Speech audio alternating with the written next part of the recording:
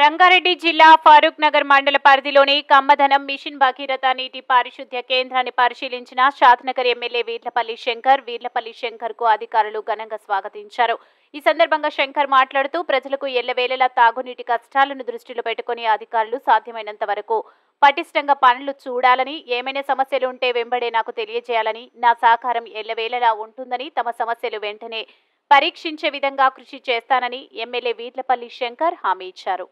కొంత part recycle చేసుకోవడానికి అక్కడ రీసైకిల్ ట్యాంక్ ఇది ఆపరేట్